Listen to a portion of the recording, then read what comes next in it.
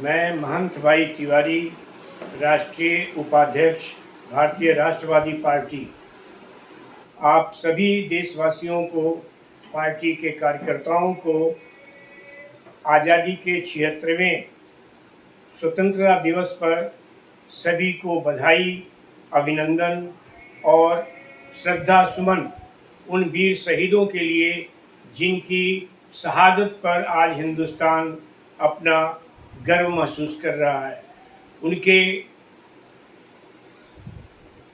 तमाम कुर्बानियों को याद करते हुए आज समस्त देश झंडारोहण के लिए तैयार है।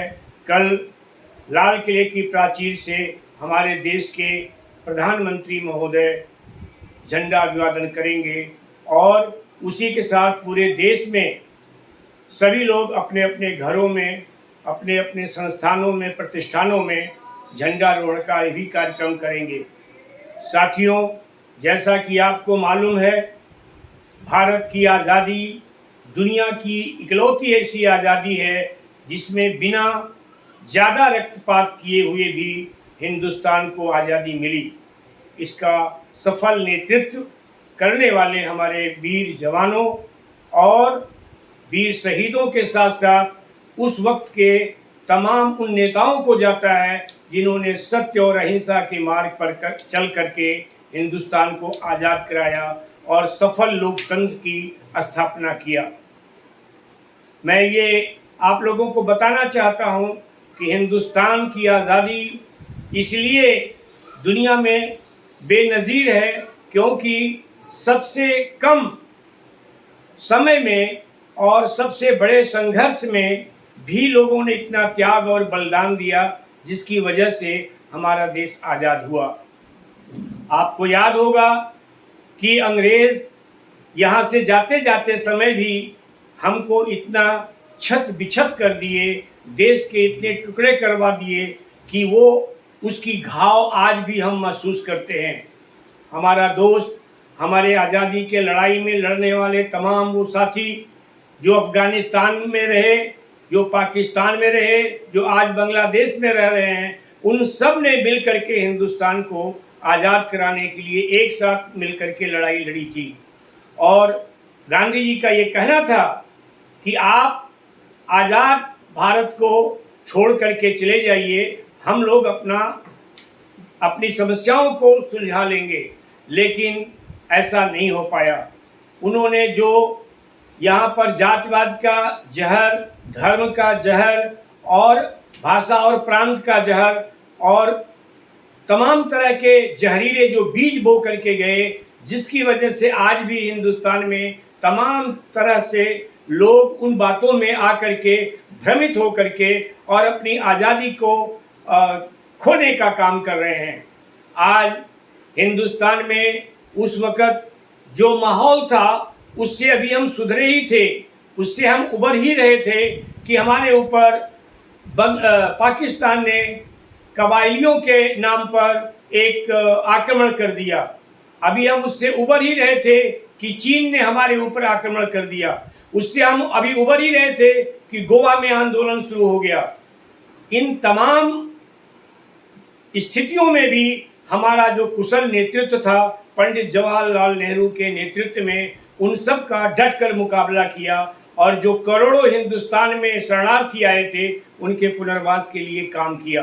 उनको उन विस्थापितों के दुख दर्द को और उनको समायोजित करने का जो काम किया वह बहुत ही सुंदर काम था, बहुत ही कठिन काम था, बहुत ही चुनौतीपूर्ण काम था। बावजूद इसके जहां हिंदुस्तान में एक सुई नहीं बनती थी, हमारे नेताओं ने जो फार्मूला अपनाया, जो नीति अपनाई, उनसे न सिर्फ हम स्वतंत्र रह करके अपनी स्वतंत्रता को अक्षुण्ण बनाए हुए हैं, बल्कि दुनिया का एक सबसे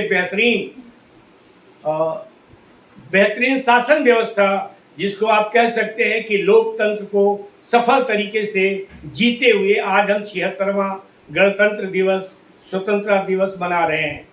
साथियों, जहां हम आज हमारी कुछ कमियां भी हैं, जिन लोगों ने उस जमाने में, उस दौर में आज़ादी के लड़ाई को दूर से देखते थे और अंग्रेजों का मदद करते थे, आज भारत की सत्ता पर उनके शासन व्यवस्था में उनको ये जिम्मेवारी दी गई है कि वो इस सफल लोकतंत्र को सुरक्षित रखें। लेकिन दुर्भाग्य से ये कहना पड़ रहा है, हमारे देश का प्रधानमंत्री, हमारे देश का गृह मंत्री मणिपुर में जाकर के, गृह मंत्री महोदय वहां 2 महीने तक रह करके जो नेतृत्व दिया और जो वहां पर संदेश दिया, उससे तो होना ये चाहिए था कि वहां जो छुटपुट घटनाएं हुई उनको तुरंत दबाया जाता, वहां शांति बहाल की जाती। लेकिन ऐसा ना करके वहां के प्रशासन, जो कि मणिपुर में भी भाजपा की सरकार है और दिल्ली में भी भाजपा की सरकार है, लेकिन ऐसा ना करके वहां के लोगों को ढीला छोड़ा गया। प्रशासन की मदद से लोगों ने वहां के थानों को लूट लिया, हथियारों को लूट लिया। और आपको याद होगा कि नॉर्थ ईस्ट में बहुत पहले से बहुत सारे विद्रोह की भावनाएं सुलगती रहती थी। असम का जो एरिया है वहाँ पर भी करीब 10-15 साल तक अशांति का माहौल था और वहाँ के कुछ नौजवान आज गायब हैं। और ऐसा लोगों को कहना है, लोगों का ये खबर आ रही है कि वहाँ के बहुत सारे जो असलहे हैं उनको लूट लूट करके लोग अपने अपने घरों में सुरक्षित रखे हैं। और यदा कदा दोनों ही हमारे समाज के लोग, जो आदिवासी समाज के लोग हैं, वो उसका हिंसा का शिकार हो रहे हैं। उनके दुख तकलीफ पे मरहम ना लगाते हुए जो सरकार काम कर रही है वो बहुत ही हृदय विदारक है। मेरा सरकार से अपील है कि इस आज़ादी के जश्न में हम डूबा है, पूरा देश हमारा डूबा है, बहुत खुशी की बात है। लेकिन जब एक देश का एक महत्वपूर्ण हिस्सा और उसके पीछे जब चाइना बैठा है, उसके पीछे जब विदेशी शक्तियां काम कर रही हैं, तो हमको, हमारे सरकार को तुरंत इस पर संज्ञान लेकर के और 6 सेकंड और 6 मिनट की भाषण न दे के पार्लियामेंट में एक सर्वदलीय कमेटी बनानी चाहिए और यथाशीघ्र इस मसले को हल करना चाहिए। भारत के संसद में जितने भी जनप्रतिनिधि चुनकर के आए हैं, मुझे अफसोस है कि सब के सब इसकी मांग ना करते हुए अपने कर्तव्यों का पालन नहीं कर रहे हैं। श्रीमान राहुल गांधी ने जैसे ही उन्होंने कुछ मणिपुर पर बोलना शुरू किया, तैसे ही भाजपा के तमाम लोगों ने उनको शोरगुल कर करके और उनकी आवाज़ को दबाने की कोशिश की। यह बहुत ही दुर्भाग्यपूर्ण है। यह लोकतंत्र, कैसा लोकतंत्र जीवित रहेगा? कैसे देश में आज़ादी मनाई जाएगी? अभी आपको याद होगा सन 1982 के आसपास जब पंजाब में हमारे यहाँ आतंकवाद जन्म ले रहा था, तो उसका क्या दुष्परिणाम हुआ। हम 10 साल तक वहाँ लहूलुहान रहे, तमाम लोग मारे गए, तमाम नेता लोग मारे गए, मुख्यमंत्री तक मारे गए, तो हमारी प्रधानमंत्री भी उसमें शहीद हुई। तो साथियों, कहीं भी हिंसा बर्दाश्त नहीं होनी चाहिए।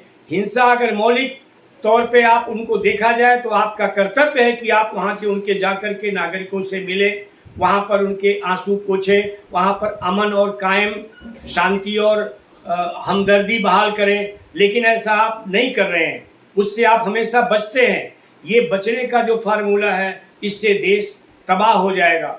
आज तमाम ओबीसी की समाज आपसे डरे हुए हैं। आज तमाम आदिवासी लोग, उनके जो खनिज संपदा की चीज़ें हैं, उनके जो अधिकार हैं, उनके जो मौलिक कानून हैं, उनके जो बनाए हुए दस्तूर थे, उनको भी आप दबा रहे हैं, उनके भी अधिकारों को आप छीन रहे हैं। इस तरह से हम कैसे आज़ादी मना सकते हैं?